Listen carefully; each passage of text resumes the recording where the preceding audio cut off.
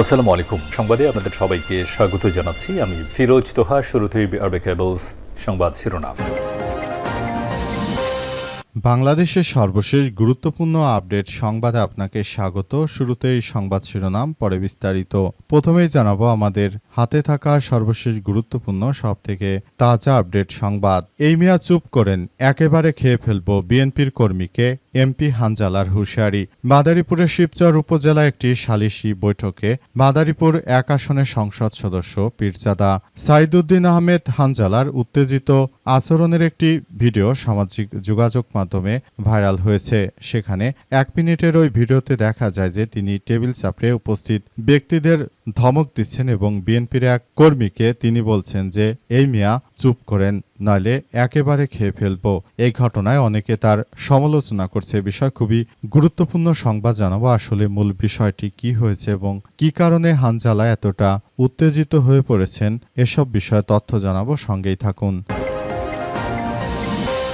এরপর জানাবো 14 লক্ষ টাকার বাঁশের পাইলিং ব্যর্থ, তিস্তা সেতু রক্ষা বাদে নতুন করে ভাঙন। রংপুরের গঙ্গাচড়া উপজেলার মহিপুর এলাকায় দ্বিতীয় তিস্তা সেতু রক্ষাবাদ নতুন করে ভাঙন দেখা দিয়েছে।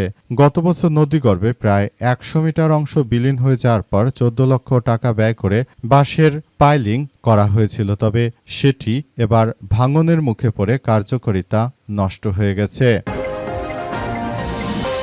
এদিকে বহুদলীয় গণতন্ত্রের মাধ্যমে বাক স্বাধীনতা প্রতিষ্ঠা করেছিলেন জিয়াউর রহমান, বললেন সুলতান সালাউদ্দিন টুকু। মৎস্য প্রাণী সম্পদ মন্ত্রণালয়ের প্রতিমন্ত্রী সুলতান সালাউদ্দিন টুকু বলেছেন যে বাংলাদেশে একদলীয় শাসন ব্যবস্থা কায়েমের মাধ্যমে বাংলাদেশকে যে হাসিনা এবং তার পরিবার ধ্বংস করেছিল সেখান থেকে বাংলাদেশকে আসলে বের করে নিয়ে এসেছিলেন আমাদের নেতা, প্রাণপ্রিয় নেতা শহীদ রাষ্ট্রপতি জিয়াউর রহমান। তার নেতৃত্বে সেদিন বাংলাদেশে আবার বহুদলীয় গণতন্ত্র প্রতিষ্ঠিত হয়েছিল। এবারে জানাবো রিসোর্টে 501 নম্বর কক্ষ নিয়ে মুখ খুললেন মামুনুল হক। নারায়ণগঞ্জের রয়্যাল রিসোর্টে বহুল আলোচিত 501 নম্বর কক্ষ নিয়ে মুখ খুলেছেন বাংলাদেশ খেলাফতে মজলিসের আমির মাওলানা মামুনুল হক। আজ নিজের ভেরিফাইড ফেসবুক পেজে দেয়া দীর্ঘ এক পোস্টে তিনি এসব বিষয় ব্যাখ্যা দিয়েছেন। স্ট্যাটাসটি আমাদের পাঠকদের জন্য হুবহু তুলে ধরা হয়েছে, ভিডিওটি না টেনে দেখতেই থাকুন। এবং সর্বশেষ জানাবো ডিপ স্টেটের গভীর ষড়যন্ত্রে বাংলাদেশ। রাষ্ট্রবিজ্ঞানের সবথেকে বিতর্কিত এবং একই সঙ্গে সবথেকে বাস্তব ধারণাগুলোর মধ্যে একটি হলো ডিপ স্টেট বা গভীর রাষ্ট্র।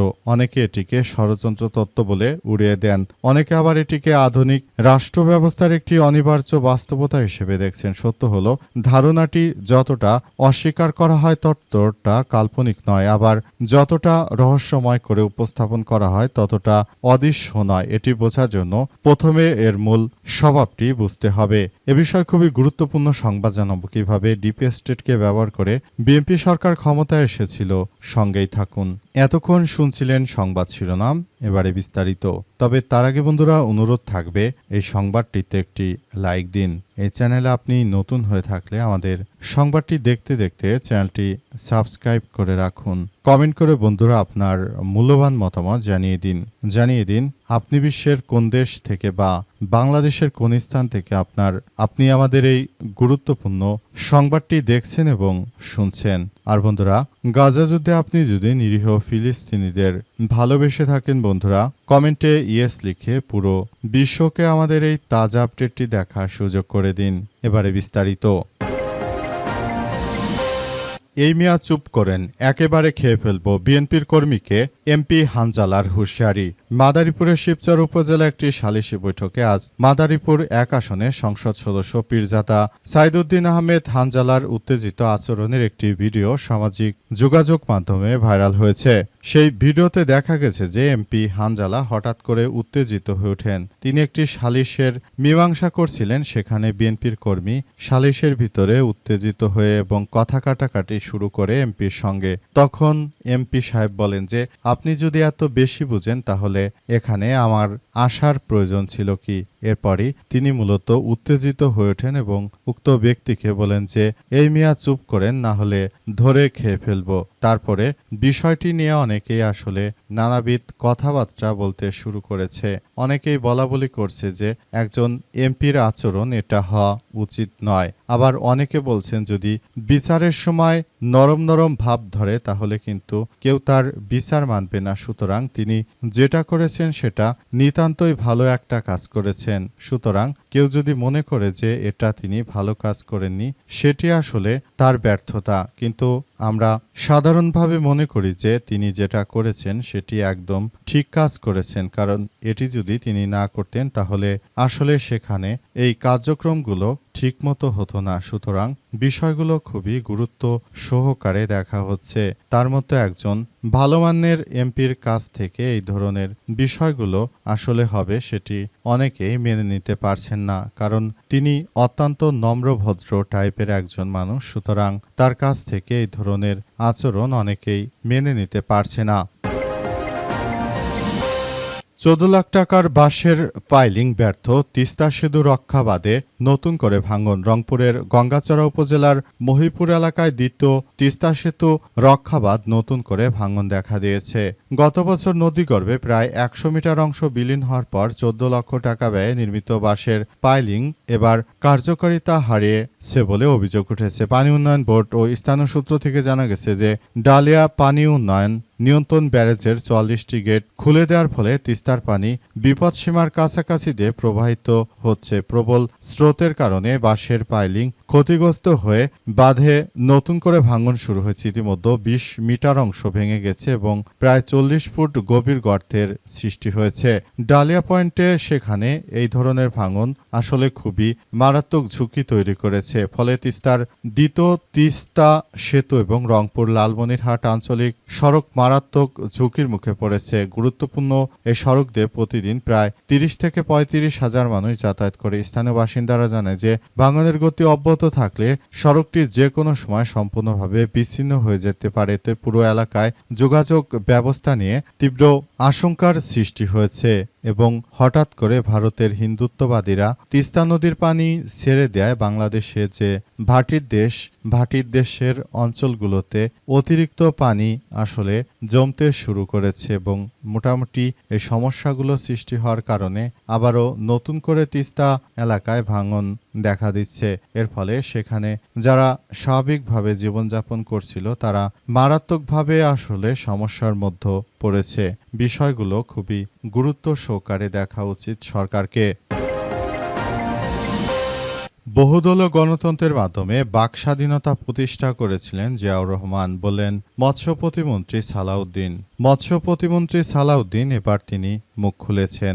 অতীতে এর আগে তিনি বলেছিলেন আমরা সবাই জিয়া সেনা, ভয় করি না বুলেট বোমা। শেখ হাসিনার সময় এমন বক্তব্য দেওয়ার পরে তখন হঠাৎ করে পুলিশ এসে যায়। তখনই বিএনপির এই নেতা, তৎকালীন তিনি যুবদলের সভাপতি ছিলেন, সুলতান সালাউদ্দিন টুকু। এরপর তিনি সেখান থেকে আসলে দৌড়ে পালাতে যান। তখন এটা নিয়ে সারা দেশ জুড়ে ব্যাপক হাস্যোত্তক কর্মকাণ্ডের জন্ম দিয়েছিলেন তিনি। এবার তাকে নির্বাচনের পর তিনি সংসদ সদস্য হয়েছেন এবং তাকে মৎস্য প্রতিমন্ত্রী দেওয়া হয়েছে। এই ঘটনায় এখন তিনি নতুন করে বিভিন্ন কথাবার্তা বলতে শুরু করেছেন এবং তার কথা শুনে আসলে অনেকেই পুরনো সেই কথা মনে করিয়ে দিচ্ছে যে তার কথায় এমনভাবে সবাই হাসাহাসি করেছিল। নতুন করে তিনি এমন কথা বলছেন সেটা শুনে অনেকে আবার হাসাহাসি করছে।